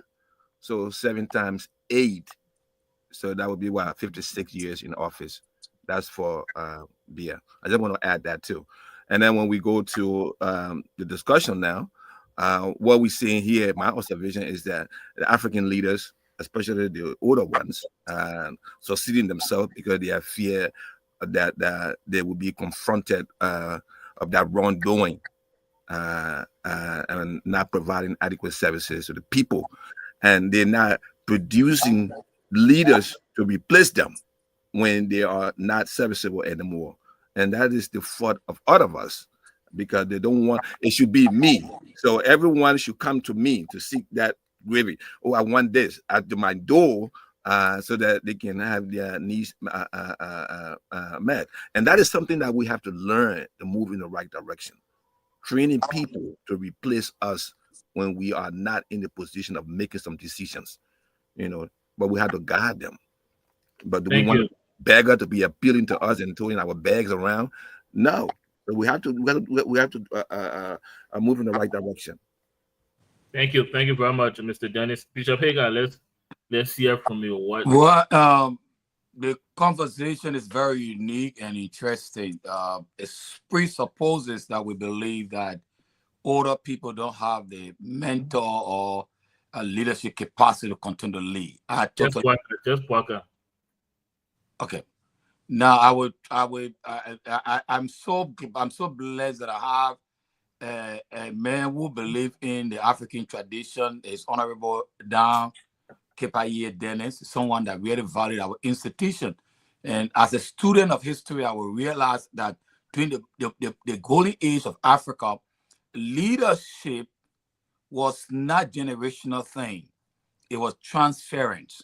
So what happened in our society, way back before the democratic tendencies came, they order the chief, after they are served, they will start to impact the wisdom in the younger people, and there's that natural fading out of the older people, no competition, no rivalry that will come into play. And the transition is normal with no conflict. Today, if you take the older generation of Liberians or Africans, the cohesiveness among the older people are better than even the young people. There's so much division among young people. So when it comes to the political governance of our country, the young people themselves have not shown that they have the maturity level to lead this affair of the nation. I am saying this among the young people, the fragmentation. So if we're going to follow our value, and I guarantee that Derek does not believe in any African value. He had never been read into our culture. He never went to the Senate Society, never went to the Pro Society. He don't understand. So he just think that when you know both, you can just come and tell an older person, I can't open my mouth to an older person.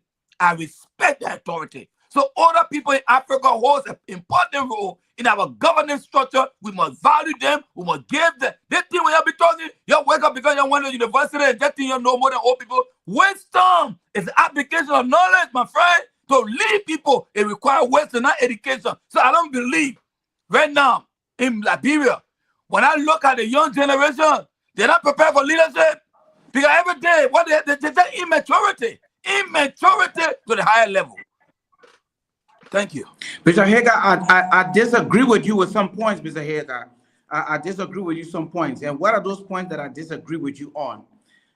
Whatever the young people are becoming is the result of what the older people have sown. So if you have not shown respect, if you have not shown discipline in these young people when they are growing up, if you have not shown education, if you have not shown tradition into these young people, what do you expect to get out of them? Look at Liberia. For 2 generations, we're fighting war. So those generations who came out from 1990, they don't know anything of what the real Liberia looked like. I don't blame them. I blame us. I blame the older people. Because the older people did not sow into, look at the education of the younger generation. They did not sow. They were fighting. They were disagreeing. And while they were disagreeing, people were having babies. Babies were growing up. And they did not think that as these babies are growing up, they will see our mess. They will see all the things that they're not supposed to see, and they will start practicing and even multiplying with our mess. Okay. Let's be honest enough. So let's be honest enough to look I totally agree with you, Bishop. The older generation agree with you. Should be held responsible for where the younger generation is coming to today. Thank you. I totally agree with you, Reverend. Cephas Reed.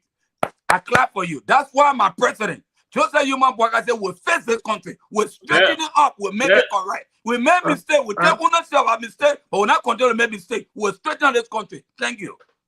Just hear from me, Mr. Boda.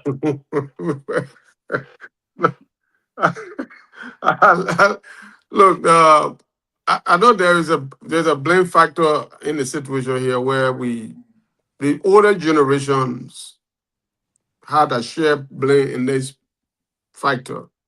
All of the blame, by the way. And the younger people also have their share, because what I'm saying that is when they brought in the young generation that was succeeding the older people, let's look back in during trouble days, coming when Baga then when they brought Baga then as a young generation into government, they educated them and they came back. What did they do? I like that. I like where we are going. What did they do? That very young generation of Baga, the Sawyer, the Tibotet, the Famule, all of these guys, the Tobana Tibotet, the Baron Ta, all these guys were young people when they brought them into government. They were the light of the young generation. When people went out of the University of Liberia, they all wanted to be family, they wanted to be Sawyer, they wanted to be the rest of the folk. But when they took leadership, what did they do with that leadership? They became more corrupt. They thought they reached themselves. So they think the education they gave them, they did not pass that education down to the next generation. They bring stagnation.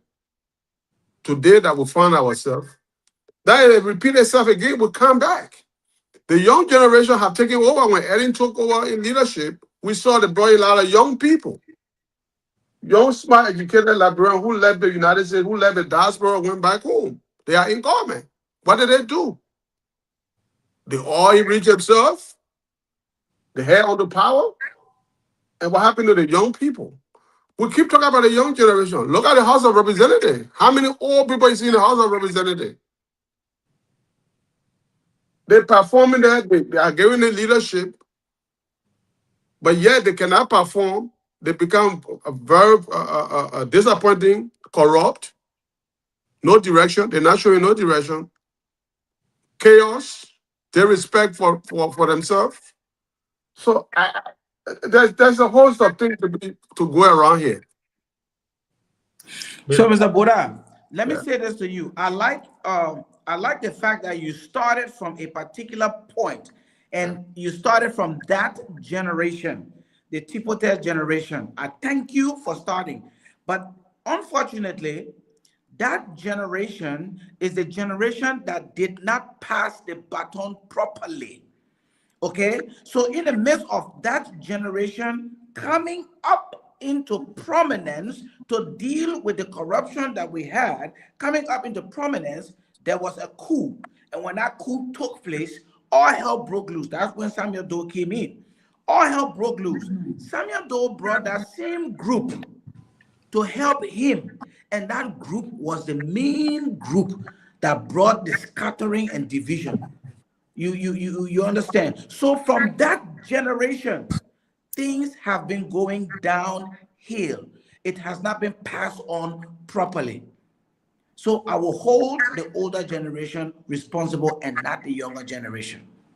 Thank you very much, Bishop Reeves. And again, Mr. Can I add something there? I will come to you. Briefly. Go ahead. One of the most prosperous nations in Africa is Cote d'Ivoire.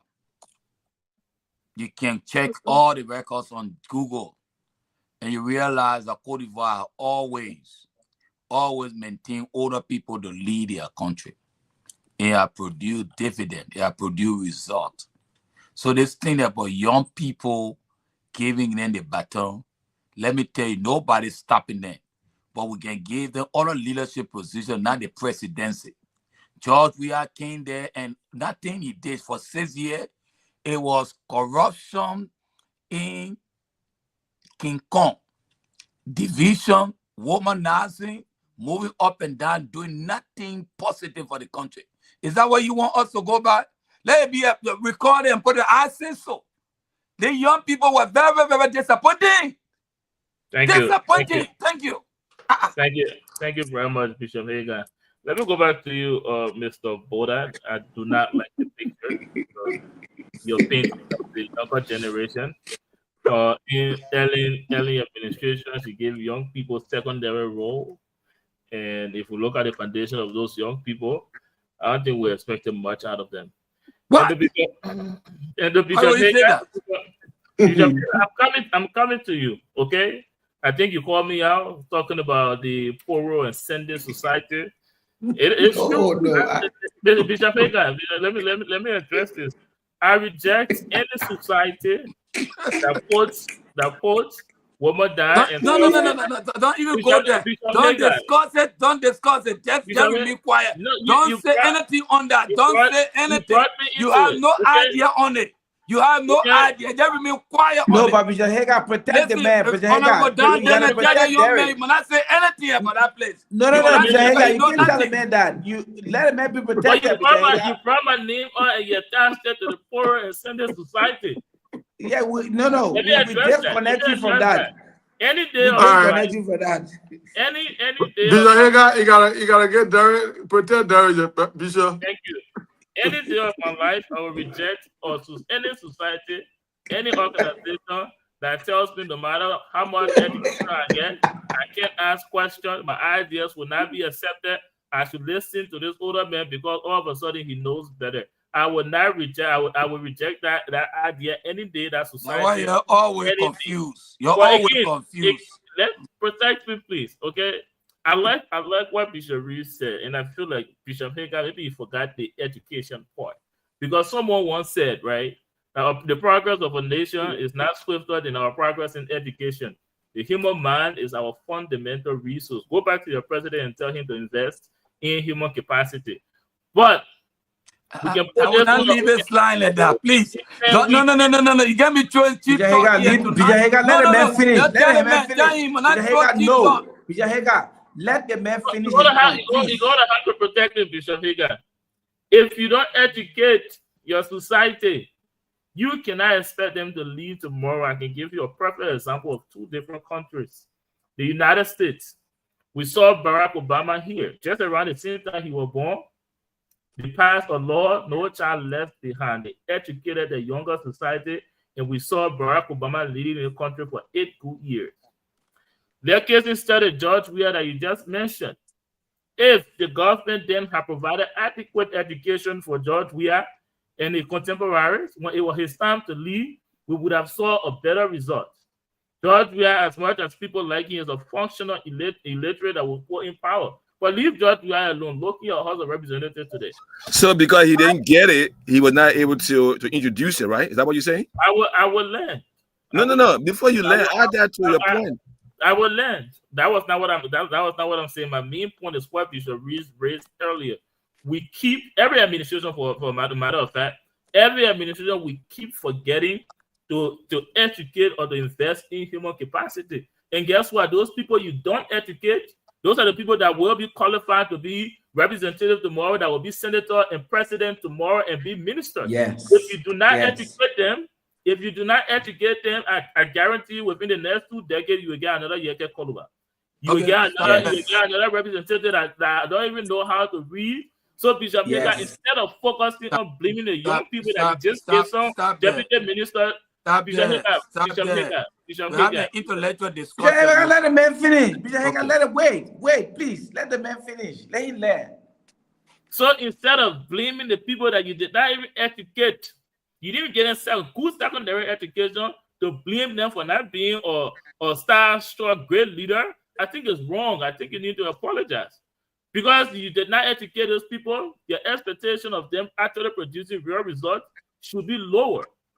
And now we have the chance again. Maybe you should start preaching the message of investing in human capacity. Then we'll have hope in the future for our leaders to be good. But now the best ones are either in the diaspora, don't have any interest to go back, or will be rejected or looked down upon when they go back because they think that they're better than them. Go ahead, Bishop Hager.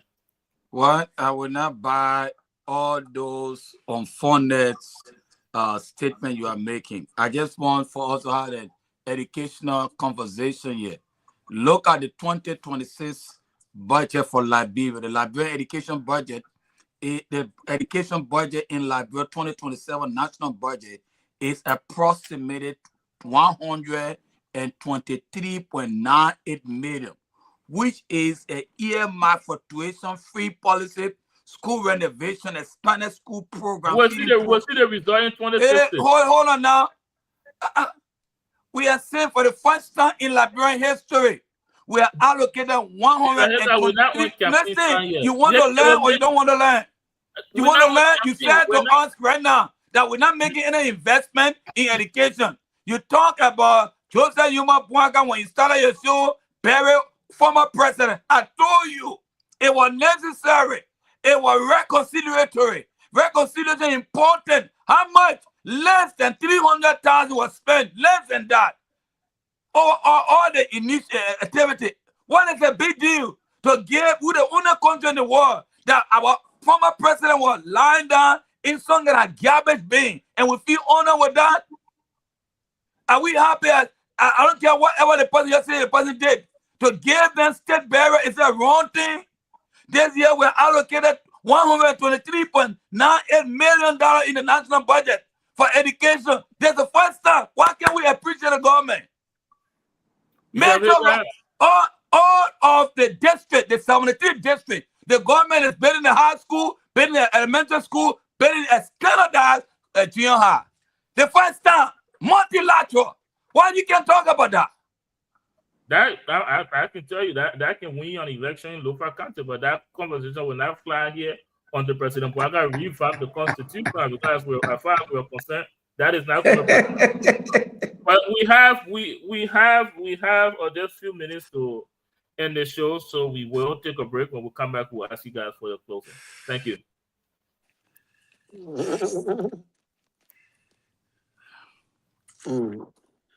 Okay, Derek. This is episode 1.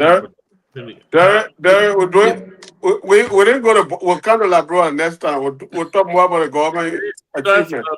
Bishop Digger just interrupted this show and tried to preach. Waka is already president. The Bishop had that a joke. But let's take our final break, and when we come back, we'll ask you guys for your closing. Our production managers leave you. I think he's sleeping now. Did you know 1 in 4 patients who take opioids long-term become addicted? Opioids are strong pain medications like oxycodone, hydrocodone, or morphine. They can help with pain, but they can also lead to addiction and overdose. Take the medication only the way your doctor tells you to take it. And never share them with your family, friends, or neighbors. Know the risks. Stay safe. This message is brought to you by the Multicultural Community Family Services in partnership with LRTN.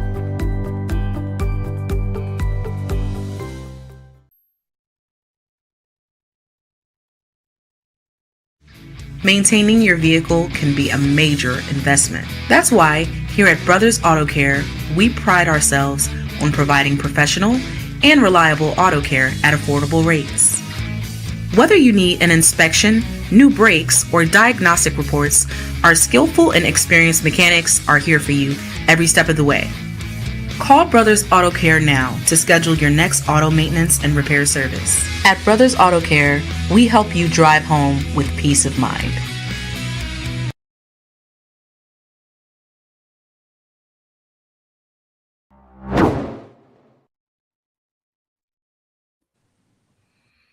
Welcome back, ladies and gentlemen. If you're just joining us, this is the Hard Zone. My name is Derek Yale, and I'm playing host tonight. I have my panelists on the screen, and we are at the very end of this episode. Guys, before we bring you this panel segment of the show, I would like to make a quick announcement on behalf of the network. Some of you may know or may not, or this network is bereaved. We lost one of our members on the 31st of October this year in Mr. Madison. So live celebration, the wakekeeping will be on the 5th of December, Friday from 7 p.m. to 10 p.m. And the homegoing service will be on Saturday, December 6th, 2025 at the Faith Chapel International Ministry Church. So before we get into the next segment, we'll observe a moment of silence. And if you can, just keep the family of Mr. Madison in your prayer and that of the LRTN family as well. So let's observe a moment of silence for him, and then we'll get right back into the show.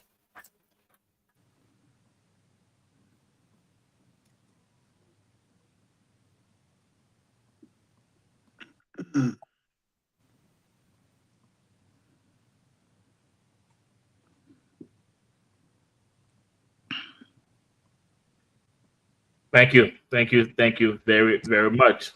Guys, it has been a very interesting first episode of season 8. Thank you guys for joining us again. To all of you panelists, thank you. I mean, it's been a very, very interesting discussion here.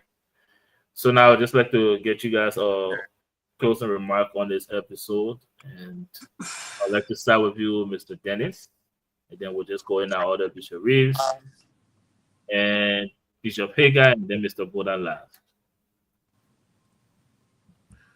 I had to change the order because I don't want to take you last, Bishop Hagar, if that's what you're thinking.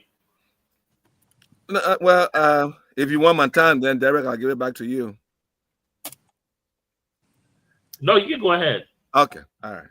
But again, I want to say thank you, to all of you. I'm happy to be back, and the discussion was great, to the point, and I hope that in continuation in the next future we will dive more into the detail as to the contribution of the older folks versus the younger generation. So I think the older people has more to offer, and the younger generation are yet to benefit from the older folks, in the sense that years to come, the younger generation will be the one leading us in the right direction. So we have work to do. And there's a difference between being the president of a nation versus being a member of the cabinet, serving in the government, because you're not making decisions, you are serving at the will and pleasure of the president. So you can be appointed, you can be dismissed. So Derek, I just want you to be fully aware of that. So again, I want to say thank you to all of you for the participation, for the ideas being shared, and I look forward to being back here again. Thank you, and good night. Thank you very much. And before we Bishop Reeves, I got your point, but I don't think that would take away all the credit. The credit from President Boakai from all those years of it. He must have learned something from being around public space for 40 years and then to come in power and then prioritize be there in people. But let's talk about let's go to Bishop Reeves. And dedicating wells, by the way, in Babulu County. Bishop Reeves. I think you have a personal vendetta against President Boakai, and you need to come out clean to let us know what's going on with you, and maybe we'll be able to help you.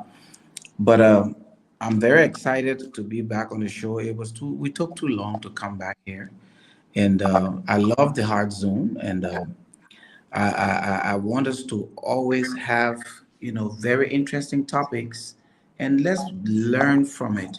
Let's learn from it. Now, my major point I want to stress here is the fact that we in Liberia have not done well over the years, passing the baton from the older generation to the younger generation. We've not done well. Somewhere along the line, the cord broke. And Mr. Boda rightly said it. He called the whole name, the names of all those group of people. Somewhere along the line, that thing broke. And they became older, and they did not pass on. And they gave birth to another generation. They became older, and they did not pass on. They did not invest in education. They did not invest in the things that will bring transformation to our country. And because they did not do that, we have false expectations. We are expecting, okay, the next people who come, they will do better. They are not going to do better because we did not invest in the upbringing of those group of people. So we need to go back to the drawing board as Liberians and as Africans. Let's go back to the drawing board and look at where we miss it so that we can invest more in human capital, invest more in the young people in our country. Pass on. We shouldn't lose focus of our tradition. Pass our tradition on. Pass on the things that have held us together as a nation. Let's go back, revisit them, and pass them on to our people. And I believe if we are able to go back and do that, give us the next 10, 20 years, we'll begin to see a shift in our country. And last but not least, Bishop Hagar, I love the spice that you bring on this show. But don't just bulldoze your way next time when we are having discussion and just jump in and start blasting all over the place. We will hold you in contempt next time if you do that. We love you and we enjoy the show. Thank you, Derek. Thank you very much, Bishop Reeves. I couldn't agree with you more. Not on the Bishop Hager part, even though I would agree with you on a little bit. But anyways, yeah, the older generation has actually failed terribly. The younger generation, as far as passing that baton. And to your comment earlier, I do not have a personal vendetta with President Bouaka or any other president of Liberia. My thing is if you make good decisions, I will highlight it. I've done so many times on this show. If I see you don't prioritize the Liberian people like President Bouaka is doing, when I see you don't, you seem to not know what you're doing and you shouldn't be anywhere around our presidency, I will highlight that. And I can say this any day, President Bouaka should not be the president of Liberia. The younger generation will suffer, the older generation will suffer. Students, women, children, you name it. Every sector of our society will suffer the aftermath of President Bouaka presidency. But thank you very much. Let's hear from you now, Bishop Hager.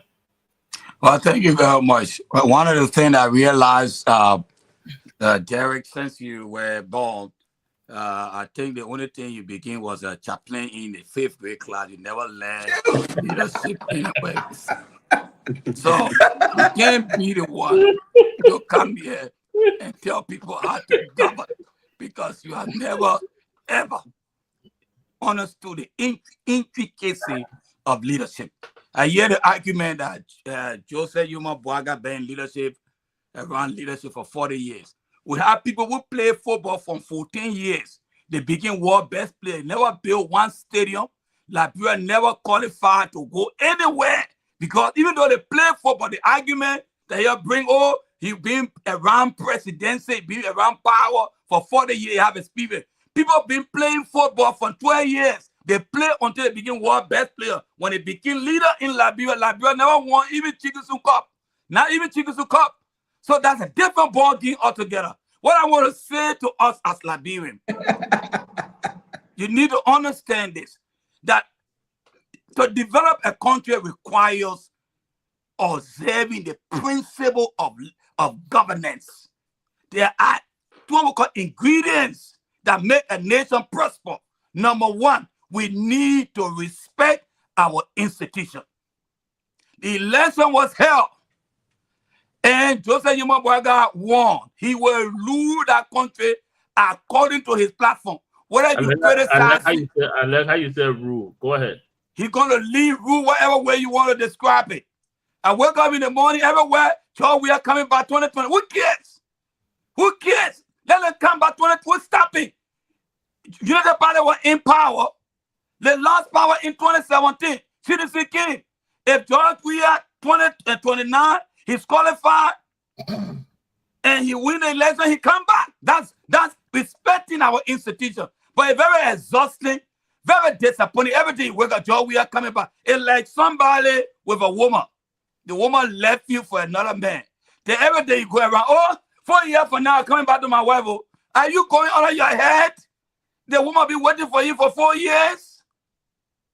The one that's going to be waiting for you for 4 years. Every day. Who in the right mind will be going around every day saying, I'm coming back to you 4 years. I'll come back to you. You'll be my wife. 4 years from now, you'll be my wife. I'm coming back.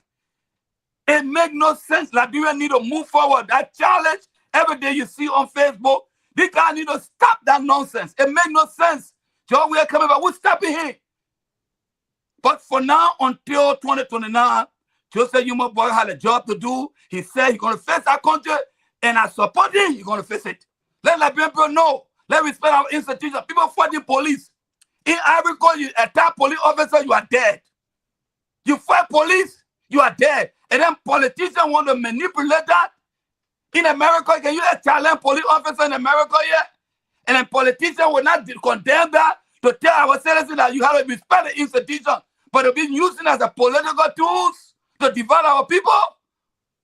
We need to be civil people. If we don't respect our institution, we're just creating crime for ourselves. Liberians, we need to respect our institution. If we want a country to develop, we still want to be the Ghana, we want to be the Nigeria, we want to be the other country. It starts with respecting our institution. It starts with supporting the government in power. It may not be the perfect government, but you will be elected on the agenda, on the platform, and you're going to do it. You criticize him on the judgment day, you're not going to change him. He's going to do what he's supposed to do as he sees fit. God bless Liberia. And I wish you all the best. Thank you for giving me the opportunity. Thank you. Thank you very much. Thank you very much, Bishop Hager. And I have to say this though, it's I seriously oppose anyone that will disrespect our men in uniform. They do not respect police officer. But it's also fact that we can see the government is hurting police officers in Liberia more than any single person can stand to fight them. And Bishop Hager, no matter how much anything you want to put in this rhetoric on President Bouakai, and I think it's very interesting though that you will now be expressing some level of fear of a guy you just won a little over 2 years or close to 2 years ago, and now worry about President we are coming back to power. It's very concerning. You still have a lot of time. Why President Bouakai still have a lot of time in office to not be worried about President we are, who in my opinion think was just as worse as President Bouakai is. But again, I can understand that. They say opposite attracts, or however you want to say. So President Bouakai, I think he set his bar to reach to President we are level. Both is not in the interest of Liberia. But again, we get it. You can say this, say that. That I know. Maybe you try to protect what you supported during the elections. That President Bouakai, President Bouakai is bad for Liberia, and that's why I'm going to leave that. Let's hear from Mr. Boda. He's not bad. He's the best. Thank you, Derek. My take on this is about Liberia, the older folks versus the young folks. I think we need to teach people service and nationalizations. Liberia needs to know to love their country, to serve. And that is why we need to start teaching our generation. The young generation, our institutions, be respected. Because I think we all who are on the panel here knew back in the days when we were growing up, we saw policemen, the level of respect that we have for policemen. And our institutions were well respected, and we had civil servants. And those institutions is now lacking behind. We need to rebuild those institutions where we have people doing national service. We have to start going back to those things. We see Ghana developing, that's where it starts from.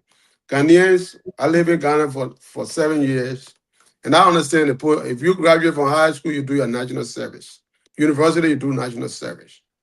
And those things kind of give you the courage to serve your country with dignity and honor. And that is lacking in Liberia. We no longer serve our country. It's about me, it's about my time and those stuff. So my advice to all of our Liberians and our leadership in Liberia is to start focusing on revamping those institutions, those fabric of our society that will make Liberia a citizen, a genuine, to contribute meaningfully to our government, to our community, to our family. Our institution is broken because we're not teaching the value of being a Liberian, what it takes to serve. And those are things that we have to look at. Look at the United States of America. The people are proud. We are proud to be United States citizens. How many of us can stand and knock my chest? I am proud and I want to serve my country. We're always there because we want to gain something from the government, not what we can give, So we need to work on that as a Liberian in our institution, in our various way and means that we can, the churches, the organizations, down to. So go to our bishops, you serve, Bishop Reed, Bishop Hager, and all of our in local community service, to work on our own institution, to work on bringing the fabric of our society back to standard. And the old man is doing his part, and that is, I don't want to discuss the election now because we will contract the difference between Georgia and Bouakai in 2028 when we go to elections. So it is not time to talk about 2029. 2029 is about 3 more years ahead of us. 3-4 years ahead of us. So I don't want to dwell on 2029. 2029 will speak for itself. So if we are coming back, whoever coming back or whoever in the race coming back will determine what Bouakai does between now and 2028. Thank you very much, Mr. Boda. And I must appreciate you though. I saw how you pushed that rescue train during the campaign, and now to see you not talking about it anymore, I can literally sense the disappointment, even in addition to you having expressed it on the train. We can drop people anytime. We announce the tree. We can put people on and try. Know how many people enter the tree? Again, if I would, I'm not disappointed. I'm a stick if it. Anybody can No, I'm not disappointed. I'm gonna stick with the government going wrong. If it's doing good, I will say it. When it's going wrong, I will say it. I'm not gonna. Yeah, again, thank you guys for your contribution. For those of you watching us on YouTube, Facebook, Instagram, thank you for being with us tonight. And just let me provide this disclaimer though, for me or expressing my disenchantment with the administration does not mean I stand in opposition to the Unity Party or the administration or. Oh my man, you in opposition, man. Stay in opposition, man. Nah, but thank you all for your contribution to those of you. I have some intelligence, but we're not going to share here tonight. I'm leaving it at that way.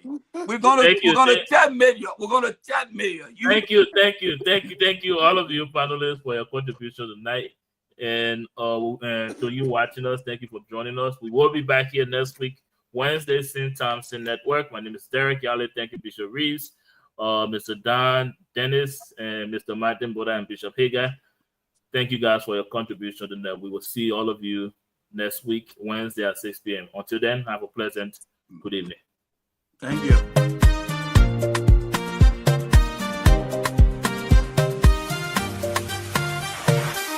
Stories told with pure intention. Every voice gets full attention. Building trust without contention.